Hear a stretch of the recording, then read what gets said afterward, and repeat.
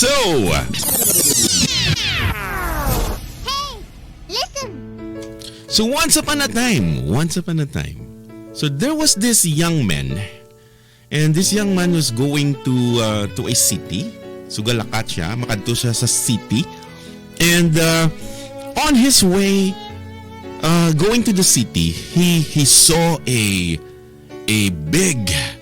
huge sturdy nga kahoy, big tree.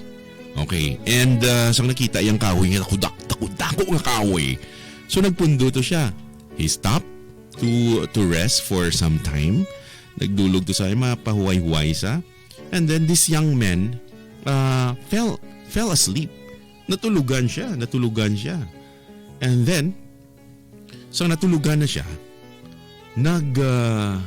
Nagkuhan siya, nagdamgo. So nagdamgo siya. And sa iya nga damgo, he saw a man who was passing by that way with 5 donkeys. So iya nga damgo, may nakita siya nga may naglabay nga lalaki or old man nga may dala nga 5 ka donkeys carrying heavy load. So heavily loaded ang mga donkeys, which seems very difficult to carry by the donkey. Yawan ng donkey amo na daw daw hindi siya kalakat ang donkey, kinabugatan gid sa mga ginadala nila, gina-carry nila. So the young man asked the old man nga may mga donkeys, "Liya, what have you kept in these bags which they are not even able to carry?" Ano na nang unod sang mga bags na nga daw ang imo donkey daw haluson na nga makadaog kung ano nang unod sa mga bags na. And syempre the old man replied, "Yeah, these are filled with things for human use. Yeah, these are filled with things for human to use. Yeah, I'm taking these to the market to sell it.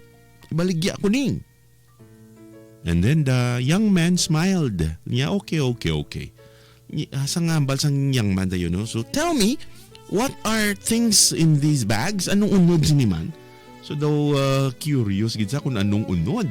Yeah, I want to know. Please tell me. I want to know. Marites man sagli, no? Yeah, I want to know. So the old man replied.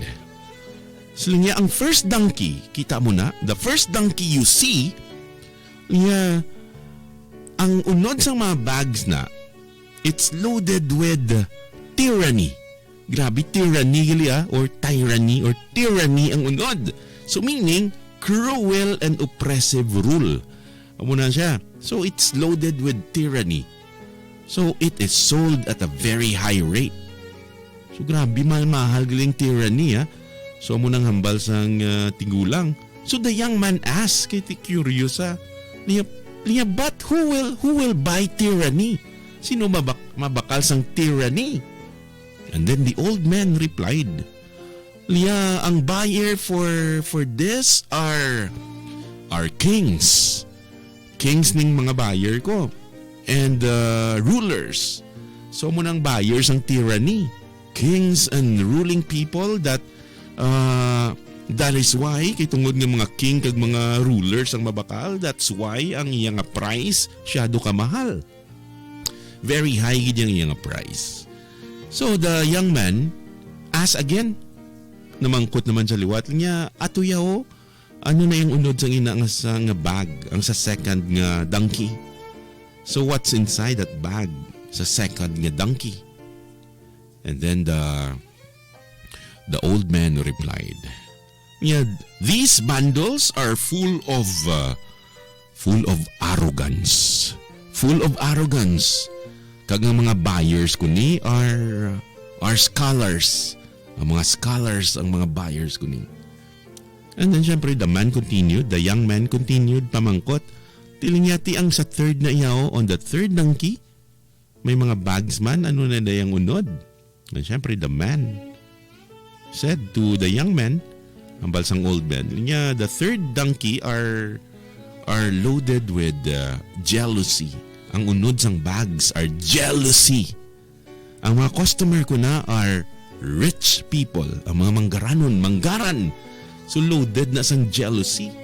And para na sa mga rich people who are unable to tolerate each other's progress.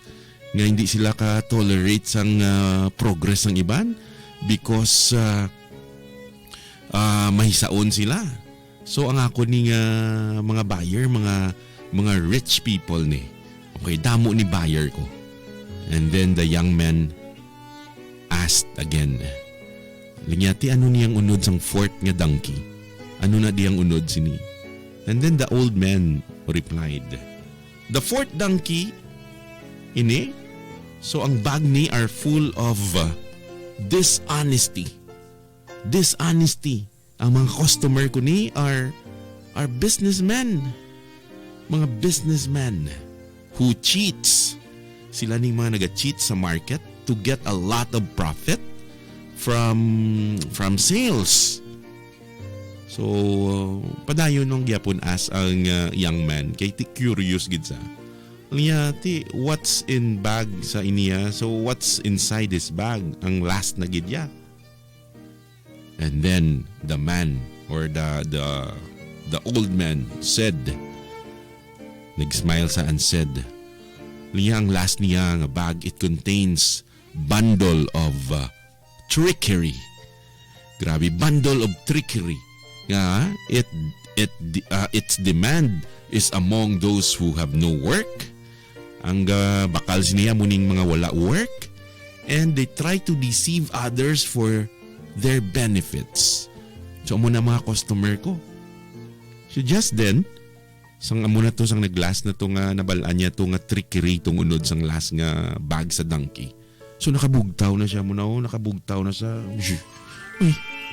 So dito na siya na-realize na nakabugtaw sa. So the man woke up and realized that the man he saw in his dream, dito yan na-realize nga nakita ito galing nga taho nga old man sa iyang dream was the devil. It was the devil. Ang butong nakita ya, it's Satan, the devil itself, who was spreading evil in the world.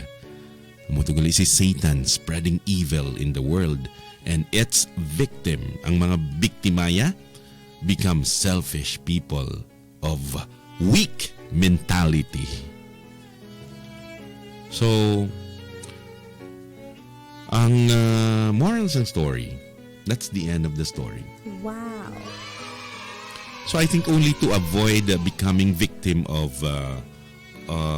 ill is to remember talang para hindi ta mangin victim of this is to remember that God, there's a God, and to have full faith in Him. Amo lang gina. So morals ng story ta is, ang morals ng story ta, gapilit la na ko.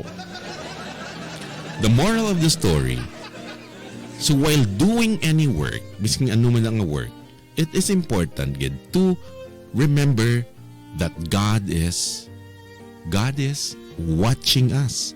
God is watching you. God is watching you. Ikaw pagit. God is watching us. So remembering God keep us from going astray. As long as ma-remember mo lang the presence of God, God keep us going astray, away from path of goodness. So, kung kalimtan mong Ginoo, sigurado matalang-talang kagid. You will go astray. You will go astray away from path of goodness. So, remember that there is a God. God who will guide you. Okay, He will guide you. And God is always watching us. That's the moral of the story. So if you like the story tonight, I want you to clap your hands. Oh, thank you. Okay, send your reaction now sa 0912-718-7011. Okay, sa mga kids,